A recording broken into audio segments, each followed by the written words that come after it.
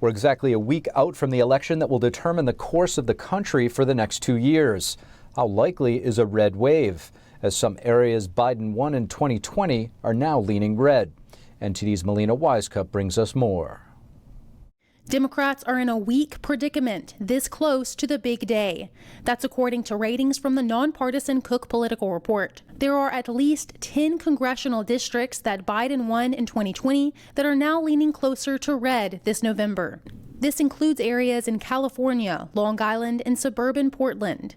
And New Jersey's 7th district is held by a Democrat but leans Republican. Democrat incumbent Malinowski is in a tight race and expresses the stakes are high. I don't think the Democrats can hold on to the House without this district. I think this is a bellwether for the country. In the Senate, among the most vulnerable Democrat seats, Nevada, Arizona, and Georgia. I saw a preacher the other day, another one, not just Senator Warner. I saw another preacher going after me. Did y'all see that? You know, I was like, in my church, we talk about brotherly love. And big news for Arizona's Senate race. Libertarian candidate Mark Victor dropped out, endorsing Masters.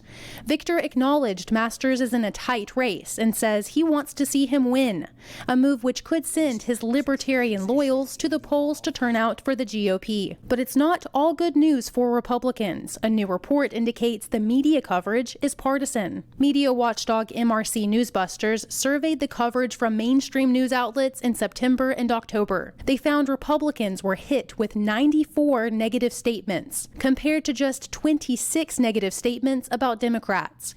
The two parties received roughly the same number of positive comments. And another factor that could spell trouble for Republicans is Democrats' constant messaging around their fiscal plans. Democrats have specifically pointed to a plan outlined months ago by Senator Rick Scott, which calls to sunset all federal legislation. But the senator has clarified that this is simply to hold the government accountable for what they're spending, not to put programs like Social Security benefits on the chopping block. What it would do is it would require the federal government to take up these programs and reconsider them every 5 years, continuing or passing them as they see fit. In addition to this, many Republicans, including Senate Minority Leader Mitch McConnell, have said they don't have any plans to simply end these social programs. But despite these facts, Democrats are really seizing this messaging opportunity and using it as a way to court voters. President Biden is in Florida today talking on this very issue. Let's listen. They're coming after Social Security and Medicare in a big way. You've been paying in Social Security your whole life. You earned it. Now these guys want to take it away. And we have seen that this rhetoric does hit home, especially for older voters. So, for example, we were in Arizona just a couple of weeks ago, and we heard from an older couple who said that this is the reason why they're voting Democrat, because they fear that if Republicans take the majority in Congress, their benefits will be slashed. So we'll see how all of this plays out at the ballot box just a week from now. Steve, back to you. Republican Senator Rick Scott predicts the GOP will reclaim the Senate majority with 52-plus seats. Here's what he says about next week's elections. We're going to have 52 plus. I think we're going to keep our 21. So Ron Johnson's going to win, Matt Morales is going to win, Ted Budd's going to win. Then I think we clearly pick up Georgia, we clearly pick up Nevada, and I think we have a really good chance here in New Hampshire. I think we have a really good chance in Arizona. I mean, Tiffany Smiley's basically tied in Washington. In a Monday interview with Fox News, Senator Scott, the chairman of the National Republican Senatorial Committee, adds that Republicans would pick up Georgia and Nevada and could also flip Arizona and New Hampshire. Scott also points to a deep blue Washington state as the sleeper race. The latest polls there show Republican candidate Tiffany Smiley making gains against Democrat Senator Patty Murray, who's held that seat for 30 years. Now that Elon Musk has taken over Twitter, what are some changes that are being made to the social media platform? Some users are reporting a mass purge of accounts. One of those users who apparently got caught up in this was Jake Denton, research associate at the Heritage Foundation, and he joins us now to discuss. Jake Denton, thank you so much for joining us in the Capitol Report. Thanks for having me. Jake, you've had your Twitter account suspended just a week before the midterms, mind you. Was this over a specific tweet? Can you give us an idea of what you think this might be about? Yeah, so I actually hadn't tweeted in several days. I don't like posts on my Twitter account. This was something that they call a network ban. And so essentially what Twitter will do in their past capacity, and obviously still now under Elon Musk, even though it's only been a few days, is they'll essentially target specific accounts that they believe to be kind of bad accounts by whatever metric that may be. Typically, they use something like misinformation or hate speech as a arbitrary term to identify these. And then they see, who follows them, and they just do a mass purge of these accounts. And unfortunately, I was caught up in it. A couple of Hill staffers were caught up in it. Some young conservative activists, folks who are out on the kind of front lines fighting for these candidates that are coming up in the next week. So it was just a massive purge, had nothing to do with behavior on the platform. They were I was using a platform feature, following, not engaging with the content, and we were all just taken off. Jake, there are some reports coming out as of last night that Twitter has frozen some employees' internal tools for content moderation. Could this be related in some way to these arbitrary oversteps that you speak of? Yeah, I think what we saw this weekend was essentially these rogue employees kind of doing their final hurrah. It was what everyone had expected. It's just unfortunate that their features weren't frozen earlier. I mean, this should never have happened. We knew it was coming, but it still did. And so until it's reversed, I mean, the damage is done. We're a week away from the midterm elections, and you have a bunch of people who would otherwise be very active in the online community, talking, commentating, flagging news stories, all off the account or off the platform. So until this is reversed, it's a huge injustice, and it's a huge gift to the left. Jake, you've previously voiced concern over the Biden administration collaborating with big tech to censor conservatives. In one of your articles, you referenced an alliance, I believe it's called EIP. Tell us about this. Yeah, the Election Integrity Partnership was formed in the days of the 2020 election, and it monitored supposedly just accounts that propagated misinformation. But as we all know, the only people who spread misinformation are right-wing accounts. There's never a left-wing account that ever lies on Twitter. So only conservatives were featured on this report that they put out. It's composed of kind of the favorite types of institutions from the left. You have two woke left universities like the University of Washington and Stanford, Graphica, which is a so-called social media analytics firm comprised entirely of national security alums from the CIA, NSA, as well as the Atlantic Council, which is, the left's favorite, kind of the regime's favorite, frankly, think tank out here in DC. And they all come together to just censor and flag conservative content with a ridiculously high success rate. And so ultimately, it's just more of the same. You have, whether it's them or just the woke staff over at Twitter, we're all just being targeted, and it's about time Elon steps in and does something here. Jake, all of this seems to boil down to who is the arbiter of truth. Is there a way to resolve this lack of confidence in who and what is being censored? Yeah, so Elon just dissolved the board at Twitter. He's now the sole kind of proprietor over the board. But he is also now talking about building his own, essentially like Meta's oversight board, but for content moderation. And honestly, if it's anything like Meta's content oversight board, it's going to be a massive disaster. And so I think Elon needs to stick to his guns. Don't make a deal with the devil. I mean, these people are not good people. They've, devoted their entire lives to taking conservatives off the internet. And so he needs to stick to his guns and, allow speech to exist on the platform.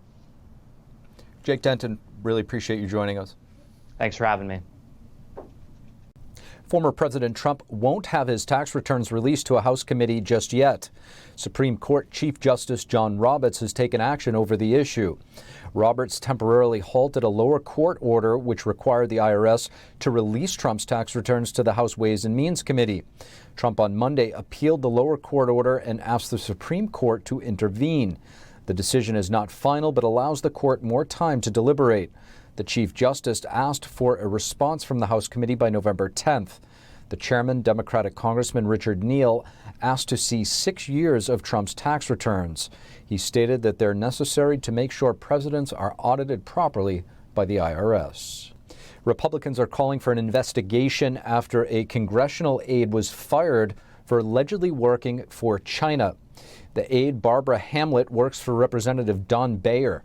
She allegedly reached out to several congressional staffers trying to arrange meetings on behalf of the Chinese embassy in Washington. According to the National Review, Hamlet was fired after her efforts were reported to the House Sergeant at Arms. In response, Senator Marco Rubio said in an email that the Chinese Communist Party wants to establish influence over our own government. Representative Baer's office said it was unaware of Hamlet's actions.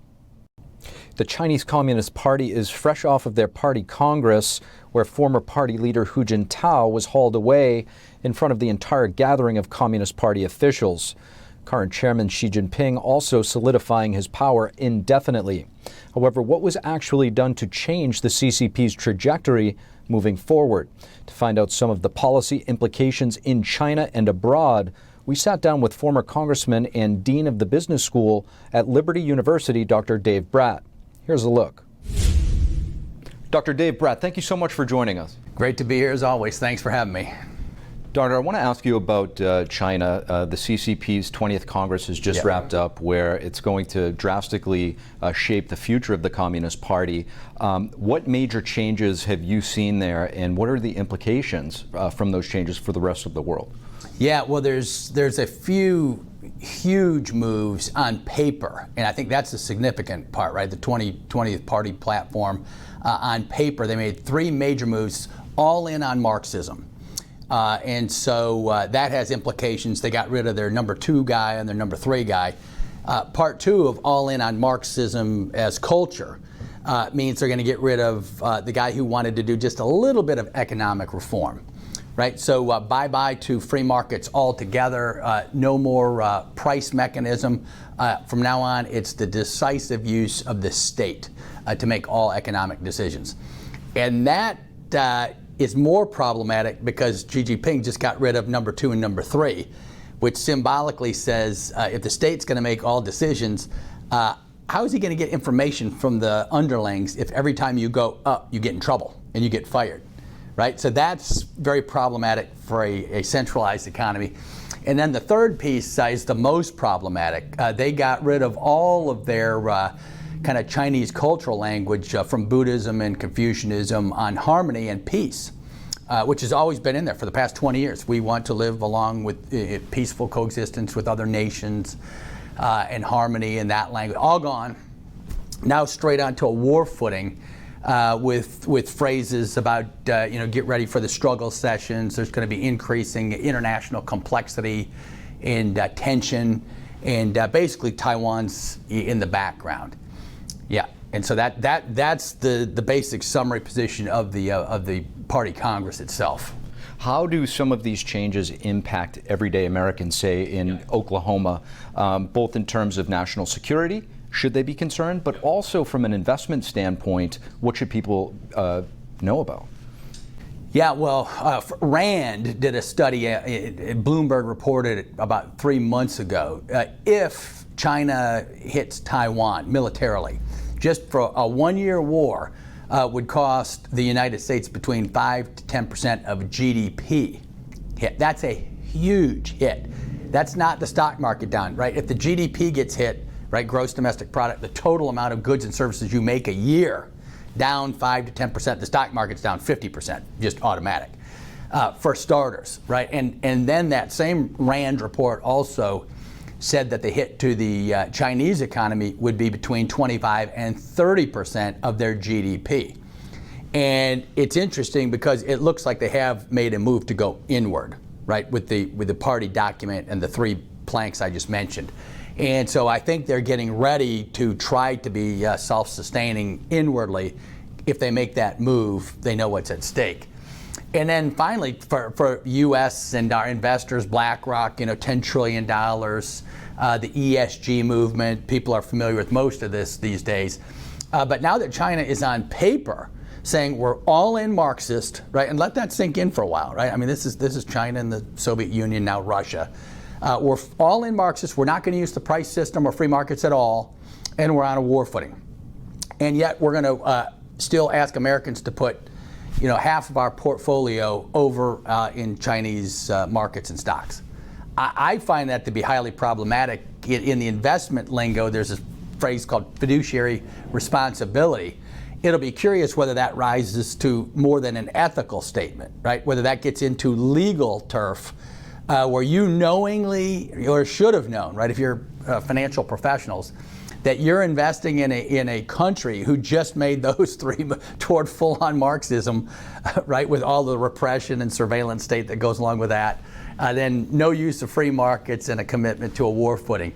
I think there are significant moves ahead. And then, of course, globalism is already coming apart. This enhances the speed of supply chains moving back probably to the U.S. and Mexico and Latin America and South America, and maybe Africa. We just had a CEO summit at Liberty University, 600 CEOs and 10 African nations represented, trying to do business to business. And so I think that kind of relationship is now forming because of these Chinese actions.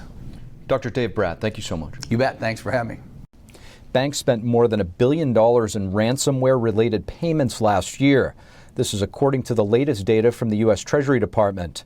That's more than double than what was spent in 2020 and the most ever reported. Hacking has become a major national security issue. Cyber officials from over 30 countries met in D.C. for the past 2 days. The meeting hosted by the White House. They discussed how to prevent illicit flows of ransom payments and how to make organizations more resilient to hacks. Russia is notably absent from this week's talks. The 5 hacking tools responsible for the most payments are connected to Russian hackers. A first printed copy of the United States Constitution is up for auction at Sotheby's. It is one of the only 13 surviving first edition prints of the Constitution. I think anyone that has an appreciation of American history, you don't have to be into books and manuscripts. I mean, this is the oldest existing charter for a government in the world that's still working. In November 2021, Sotheby's sold the only other privately owned copy of the first print for $43.2 million. The price set a new record for any historical document, manuscript, or printed text sold at auction. This additional copy from the first printing will go on auctions December 13th in New York. Its estimated price is $20 to $30 million. Sotheby's plans to put the official edition of the Constitution on public view in its New York headquarters.